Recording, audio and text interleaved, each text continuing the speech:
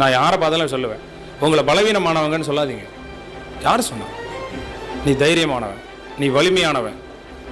இன்று நீ எப்படி இருக்கிறாயோ அதற்கு நீதான் காரணம்.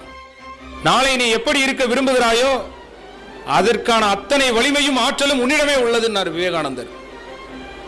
இதை யாராவது மறுக்க முடியுமா? மறுப்பியானே. தீதும் நன்றும். நாளைக்கு நீ ஒரு பெரிய ஆளா வரணும்னா உன்னுடைய எண்ணத்தின் மூலமாக வர முடியும், உன்னுடைய ஊக்கத்தின் மூலமாக வர முடியும், உன்னுடைய உழைப்பின் மூலமாக வர முடியும். ஊக்கத்தில் நீ எப்போதுமே உச்சத்தில் இருக்கணும். பாசிட்டிவா திங்க் பண்ணணும். திங்க் யூ கேன் தான் எழுதிருக்கணும் நீ மேல. எந்த ஒரு சூழ்நிலையிலையும் ஊக்கம் குறைந்தவர் உள்ளம் உடைமை தாங்க உடைமை. ஒருத்தண்ட இருக்குதுன்னு சொல்லப்படுறது அவன் மனசுல இருக்கிற ஊக்கம் தாங்க. அதை தாங்க இருக்குதுன்னு சொல்லுவாங்க. எவ்வளவு பெரிய கஷ்டமான பரிச்சைனால என்ன, போராடி பார்ப்போங்கணும். பரியது கூறுங்கோட்டது ஆயினும் யானை விருவும் புலிதாக்குறின்னு படிச்சிருப்பீங்க திருக்குறள்ல. உருவத்தில் பெரியதாக யானை இருந்து